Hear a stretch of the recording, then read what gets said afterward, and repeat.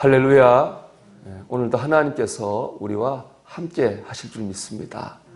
주님과 동행하시는 하루가 되시기를 축복합니다.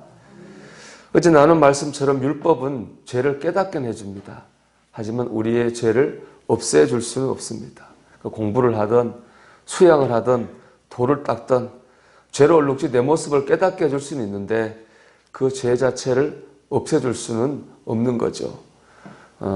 팀 켈러 목사님, 얼마 전에 돌아가신 위대한 기독교 사상가죠.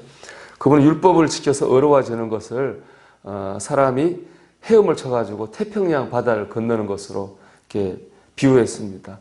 세 부류의 사람이 있습니다. 첫 번째 사람은 수영을 못합니다. 두 번째 사람은 수영을 좀 꽤 합니다. 세 번째 사람은 수영 국가대표 선수입니다. 다 사람 다르죠.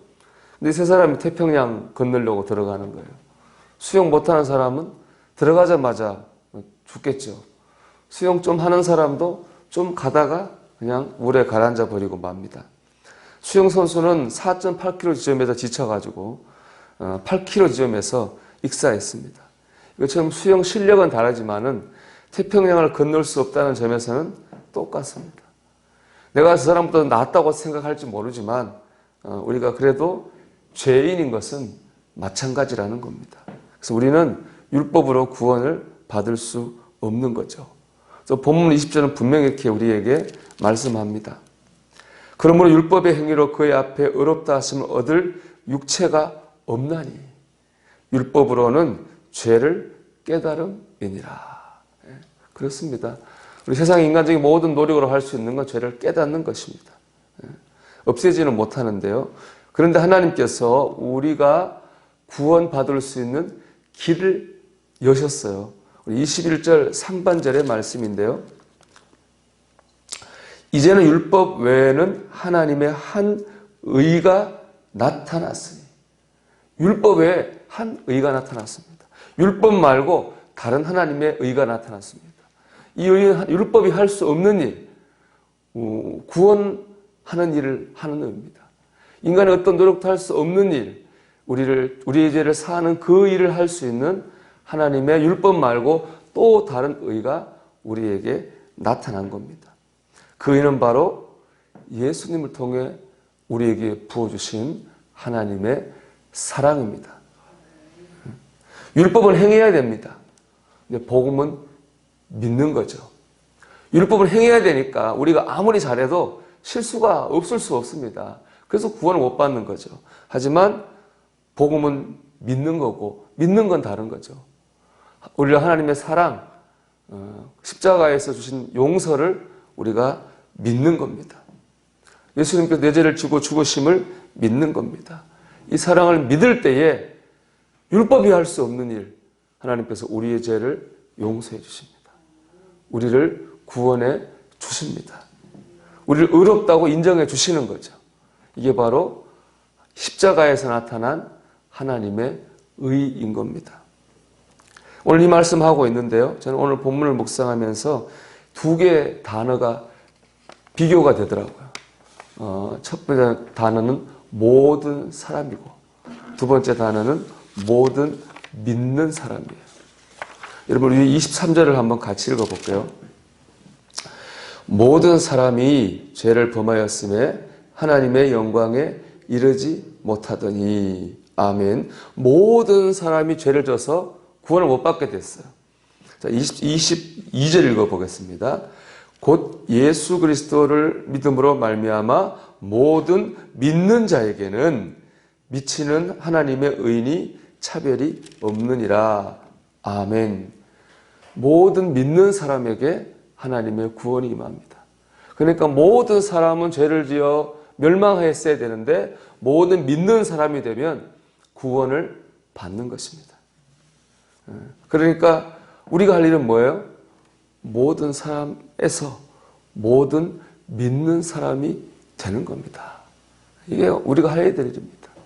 믿지 않는 모든 사람이 있다면 그분은 빨리 모든 믿는 사람이 되어야 될 겁니다.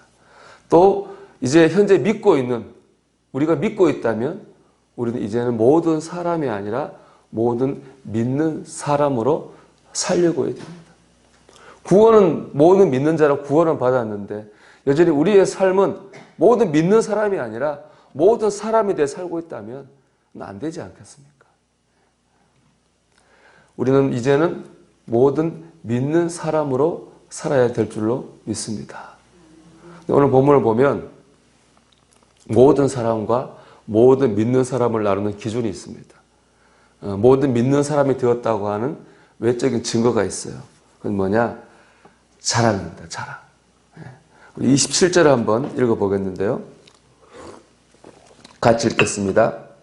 그런즉 자랑할 때가 어디냐? 있을 수가 없느니라. 무슨 법으로냐? 행위로냐? 아니라 오직 믿음의 법으로니라.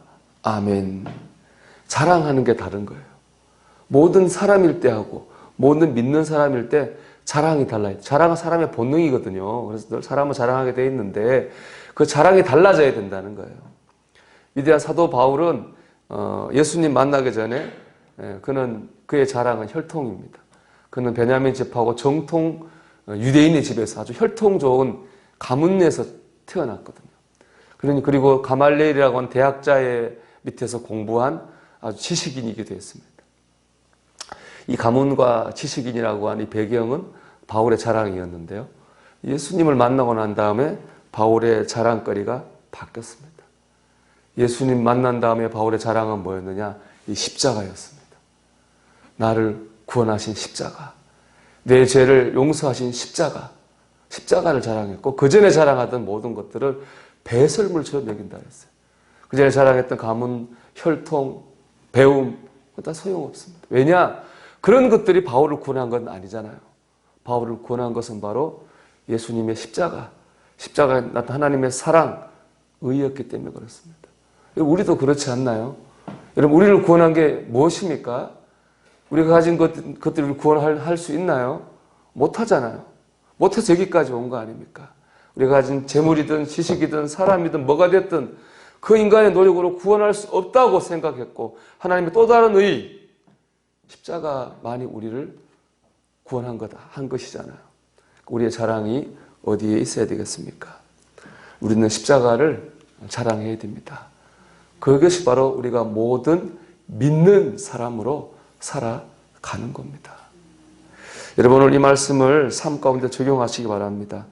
여러분, 사람하고 대화하다가 내 자랑하고 있다고 생각하면 멈추셔야 됩니다. 이러면 안 되지. 내가 가진 거, 그게 뭐 자식 자랑이 됐든 가진 자랑이 됐든 사람 앞에서 내가 내 자랑하고 있다고 생각되면은 빨리 멈춰야 됩니다. 둘째, 예수님을 자랑하십시오. 요즘에 뭐 시대가 이러니까 교회 다니는 거 얘기하면은 아마 공격도 심하고 핍박도 심할 수도 있습니다. 그런 것들에 개의치 말고 우리가 예수님을 자랑해야 될 줄 믿습니다. 그것이 바로 모든 믿는 사람들의 삶입니다. 우리 오늘 한날도 모든 믿는 사람으로 구원받은 자로 살아가는 저와 여러분이 되시기를 주의 이름으로 축원합니다. 기도하겠습니다. 우리 오늘 말씀을 붙들고 기도합시다. 오늘 하루 모든 믿는 사람으로 살아가는 우리가 되게 하옵소서. 내 자랑이 아니라 주님을 자랑하는 날이 되게 하옵소서. 기도합니다.